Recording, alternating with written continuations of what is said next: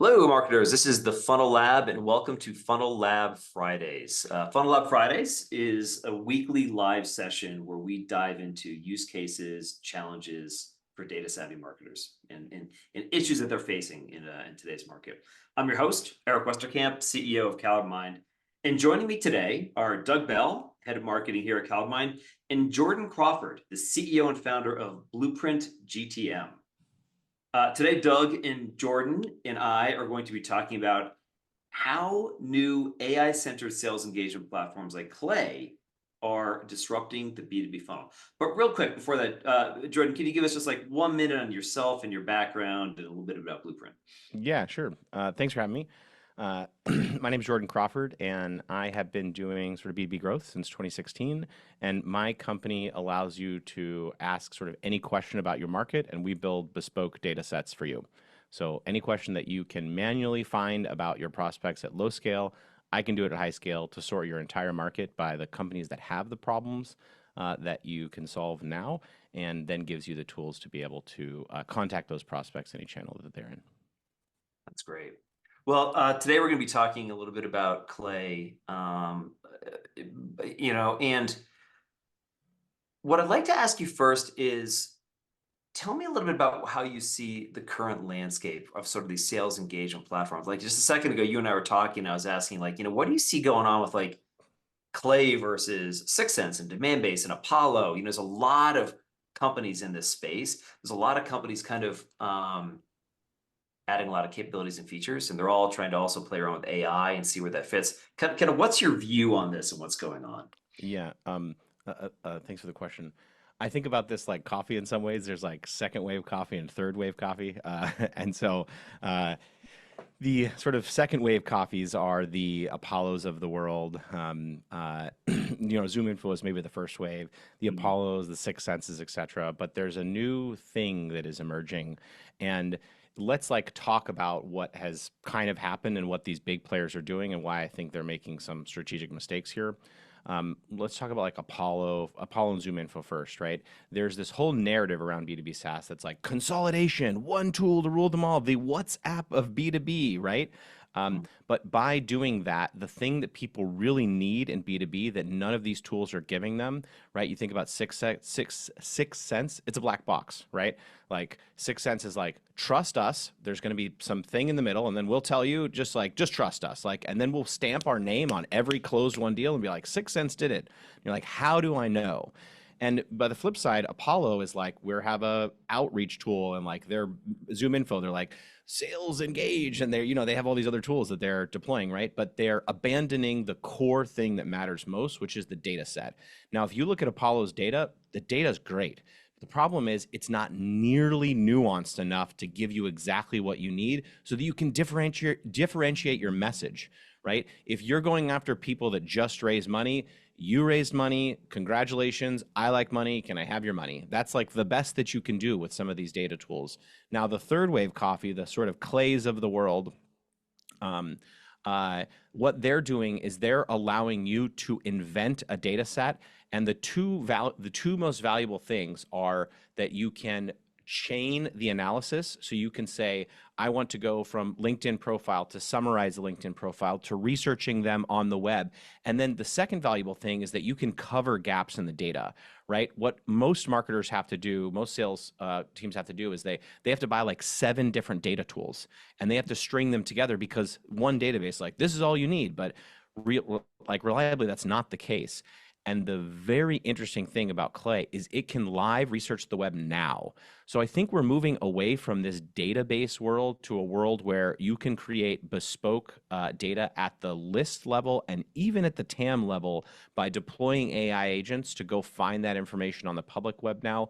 You know that it's right. And by stringing together the super complex workflows, it means that you can differentiate your message to your buyers where your competitors can't. Interesting, interesting. Um, Doug, let me ask you a question then. How does that play in and how does that work for marketers? So a lot of these platforms and tools kind of really help the sales teams with telling them kind of what to do at certain points in times or automate and orchestrate some of the sales activities.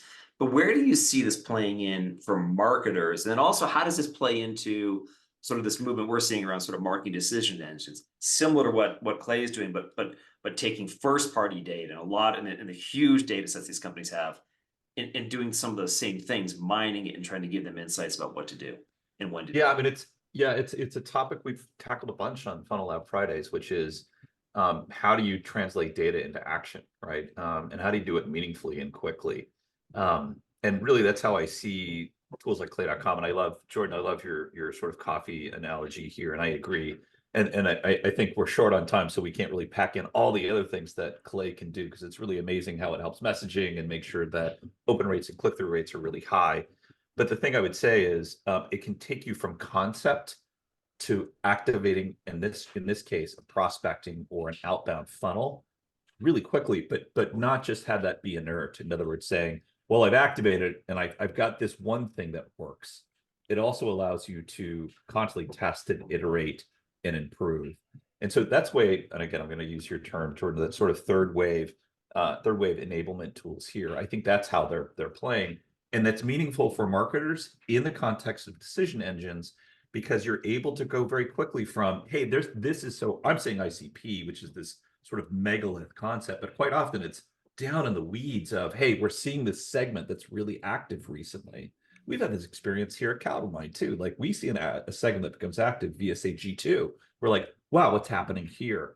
And tools like Clay.com allow you to go very quickly from concept to execution. Yeah, and let me like dovetail on that here because one of the really interesting things, I'm doing this for a customer here. You talk about all those kind of intent signals. Now, the previous way that people had to do this is like some arbitrary score that no one could understand. You get a half a point here, you get 1.2 points here, you get 1.5 points here to try to understand what's going on with my accounts. The nice thing is that these models are so cheap. Claude Haiku is basically a competitor to GPT 3.5. It's about a tenth the cost, and it is exceptional. And so you can feed it things like one of our customers is like, hey, we want to know, are you releasing on the App Store very quickly? What is your rating? Go take all the context of the App Store ratings and tell me how much these people care about QAing their apps. Right? Really kind of a complex question to answer. They have all the data in their CRM, but they're like, we have no idea how to deploy this. You can feed 200,000 tokens to Claude Haiku, to any of their models, and say, given all this information, give me a score on this account, sort of just tier it 1, 2, and 3. And because it's cheap enough, you can have that do it every month. And by doing that, not only do you know your ideal accounts, but you can also deploy in Clay a more complex question on the persona level, which is I target people in this software organization that do QA. Kind of a hard question to answer because they're all called software engineers. But you can go have Clay search the web for give me everyone at this company that mentions QA in their profile. And you can find net new contacts. And not only do you now know the tier of the account, like now, based on the context of what's happening with the App Store, how much money they have, like employee count, all that kind of stuff. But also, you know the person that's responsible for QA. So you are able to close that gap for your entire market because of the models and deployments inside of Clay. I just want to build on that real quick. So I talked about concept to execution, but the other key piece is your execution is not always great.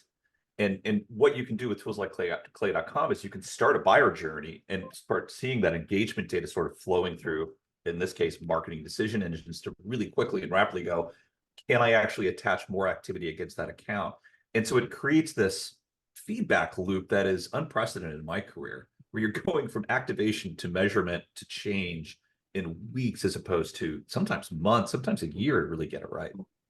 Yeah, and you don't have to string together that stuff on your own because Clay has like 50 different data providers. So the nice thing is that you can marry the existing data providers and they waterfall, which is the people have been building waterfalls for 10 years, but they've had to do it themselves, which is like any one data provider, and data providers sell to each other all the time, right? And so any one data provider is not going to have the coverage, but we get like 90% match on mobile phones.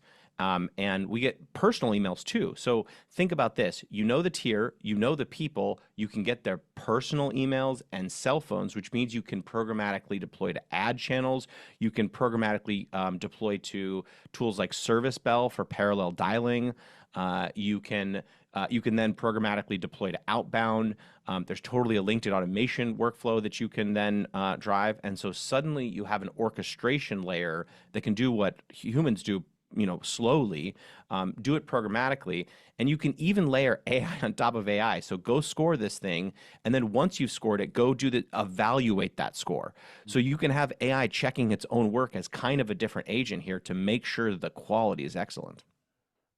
It's interesting. Some of the things that we've been working on with customers is, we're deploying AI inside of our platform. One of the biggest pushbacks we get though is for our customers, they tend to be enterprise organizations.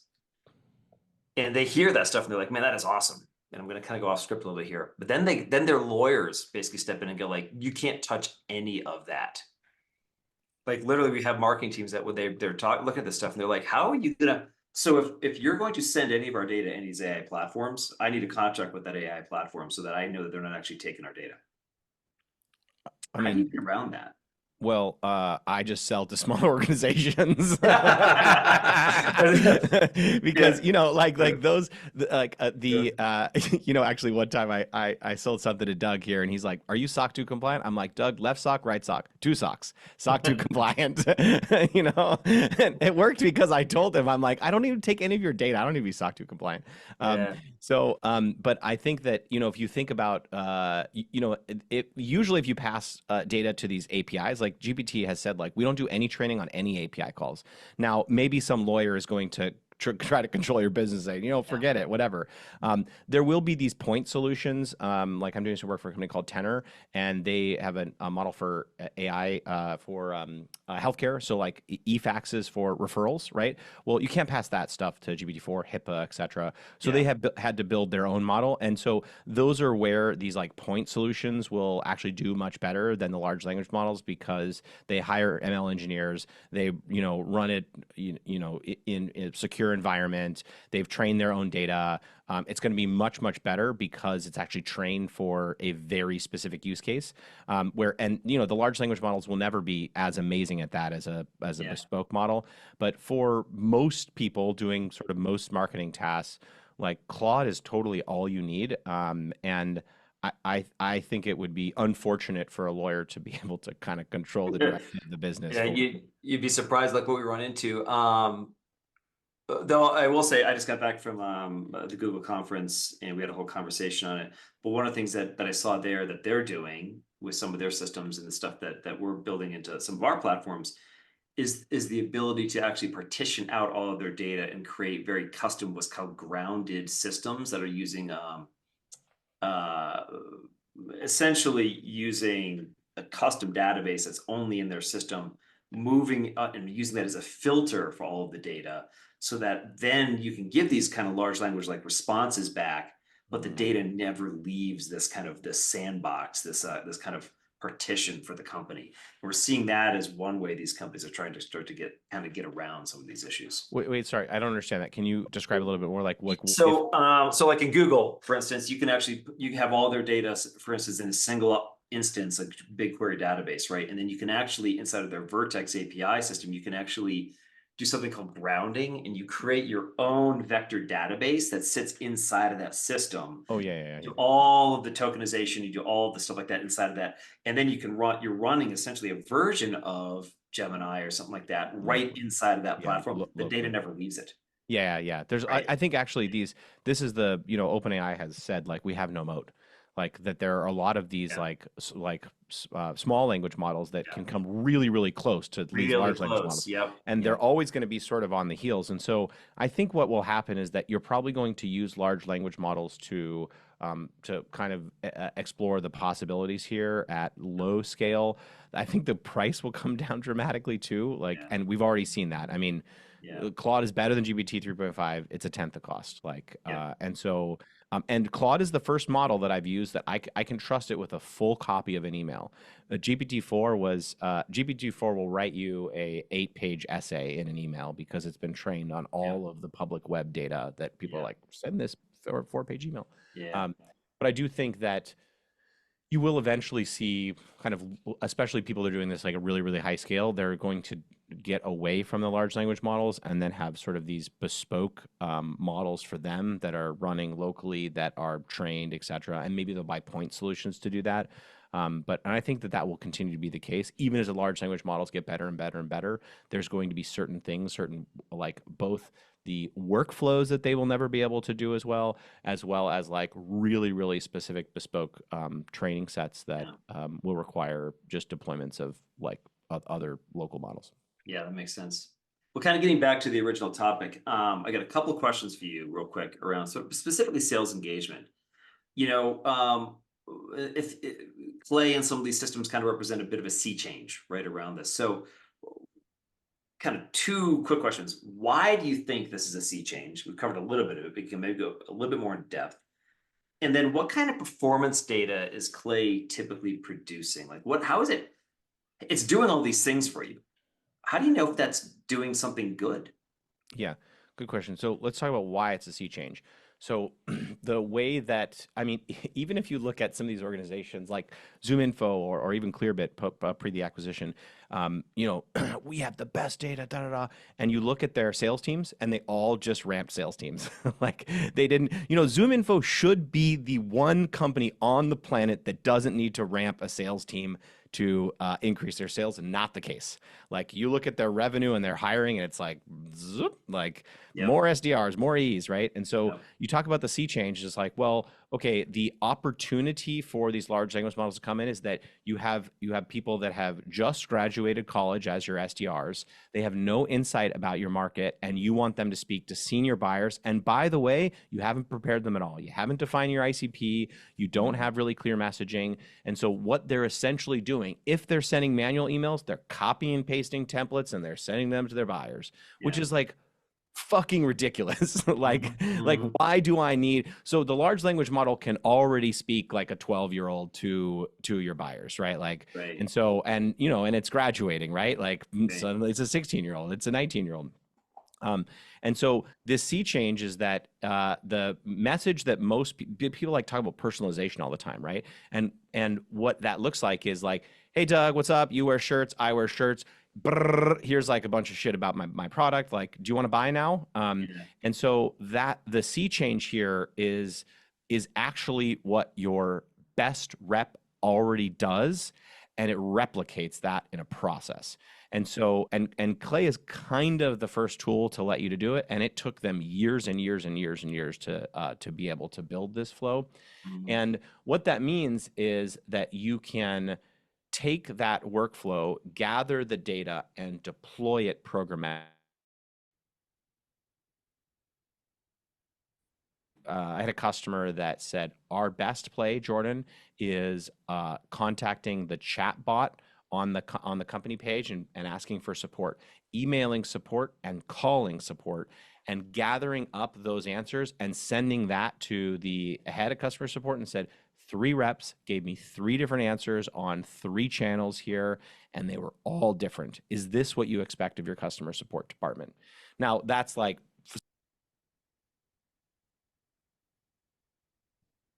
I think we lost Jordan.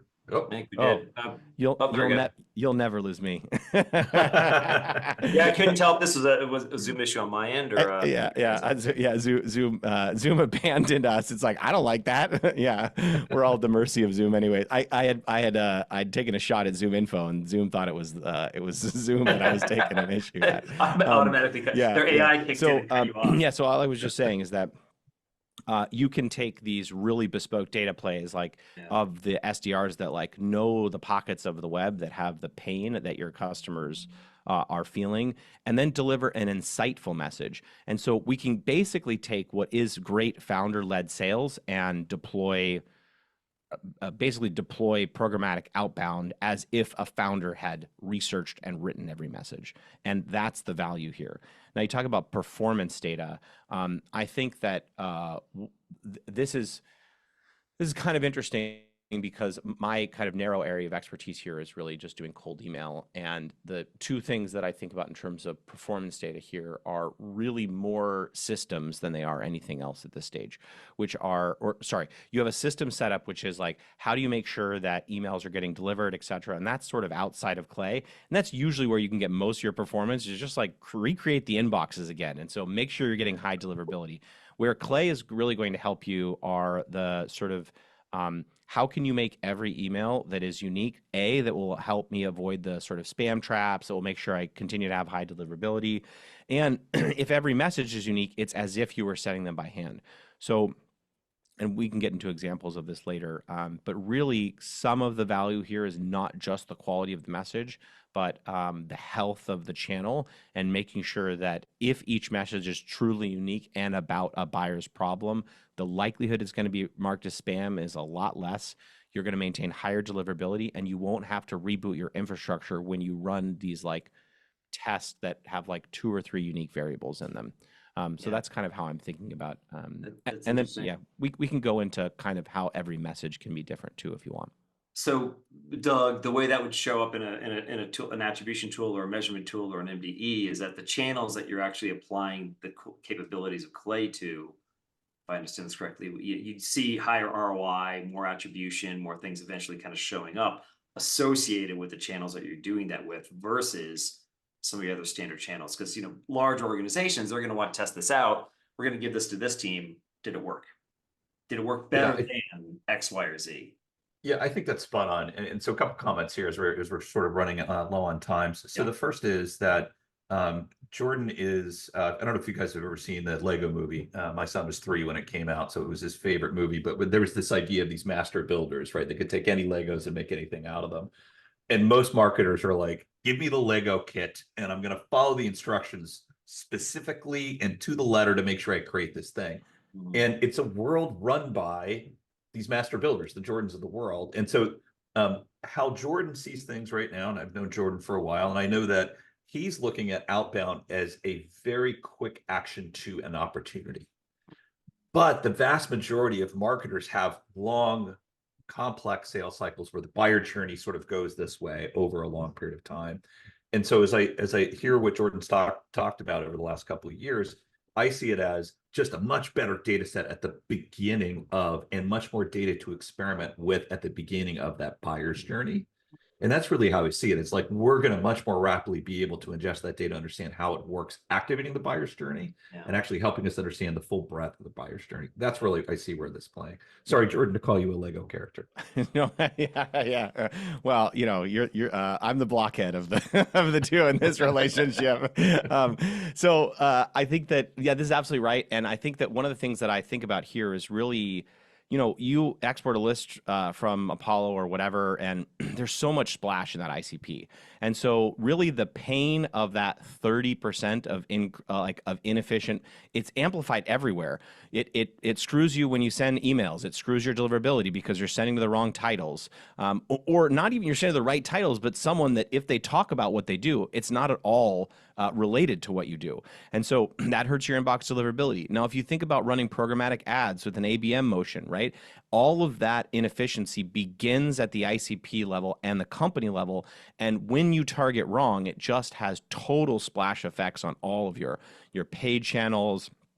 We did a lot of direct mail stuff, right? Like you have to make sure that the addresses are right. And so everything begins and is anchored on that data. And a 10%, a 20%, a 30% splash in ICP just has gigantic ripple effects across all of your marketing channels and everything that you do, where your SDRs spend your time across the board. And that's why I'm like, I will I will click like hundreds of URLs manually and like look at things and be like, this model is not getting this scoring right, or like, ooh, the model is missing X, Y, or Z.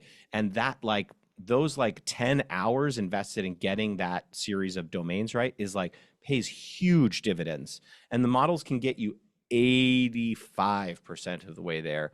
But kind of today, at the end of the day, you need 15% sort of manual human discernment to say, this looks like an ICP, but it's really not. And once you build that list, everything else becomes easier. Well, we're gonna jump. Jim, thanks so much for the conversation on this, but we're gonna try to spend just 5 minutes, I think, in the area that we call tool time. And Jordan, I think we're gonna let you drive. Instead of jumping directly into Clay, you're gonna kind of give us some examples and show us some slides and how you've used this tool and kind of some of the output that you can actually kind of generate from it, right? Yeah, yeah. So what I'm not actually going to dive into Clay, but what I will do is I will talk to you about the play that I have run and talk to you about kind of the workflow around that play. Sure. Actually instrumenting this is just like the weeds just go so deep. But at a high level, I'll talk to you about it, and I'll talk to you about you'll have some understanding of actual things you can run. So I'm going to do the thing that everyone loves here is I'm going to share my screen, Awesome. and then we'll kind of look at some of these things. So I gave this talk last week to the HubSpot audience. This is a workflow that we built in Clay. Now, this is why showing Clay is like actually, kind of the difficult part. But what we did is we programmatically found your competitors. So this is a column that basically searched searched the Google, and it said, "Give me all of my competitors." Then what we did is we fed that list of competitors, and you see all these versus pages, etc. So a good Google search will tell you who X company's competitors are. We structured that information into this competitor list. Now, we have built a technographics API, which allows you to programmatically figure out who's using your competitors. We have 23 million job postings that we have extracted this information for. So I could tell you the people that use Microsoft Dynamics or Salesforce or Gong, et cetera. And we know things like when was the information detected? What are the departments that use this technology? How many different jobs do we find it in? So what I can do from there is I actually then can programmatically go at all of these companies here that our API returns back, go search the web and find the appropriate contact. So I can basically sic GPT 3.5, and to give you a sense of the massive cost for this, it is probably a tenth of a penny for me to go find a contact on the web with GPT 3.5. Sometimes it's half a penny, but that's when I call my good friend Doug and I get his credit card and I can spend that money. So that's an example of a play that you can run with Clay. Now, I want to talk about how AI and specifically Claude Haiku, which is their cheapest model, is about a tenth the cost of GPT 3.5. If you want to write programmatic emails, Claude Haiku is the kind of the first model that can do this, and the costs are actually like a tenth of a penny sometimes. Sometimes 5/10 of a tenth of a penny. It gets confusing, right? Very cheap. And so you basically can allow it to be extra creative, and you can say, I have this framework called creative constraint with context. So Clay will give it the context, right? Which is like, or you give the context in the prompt. And then you want to constrain the model, only do these things. So this is what the constraint looks like.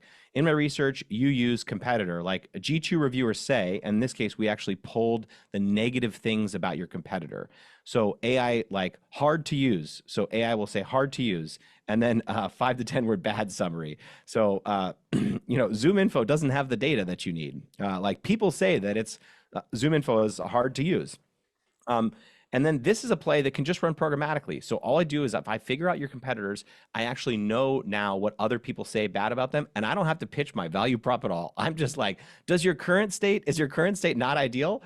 And one other example of this too is we have this idea of an AI ads expert, right? And so AI, like I call it the world's smartest 12-year-old, right? And so it will do crazy things, but if you tell it to do this specific crazy thing, it's crazy like a fox.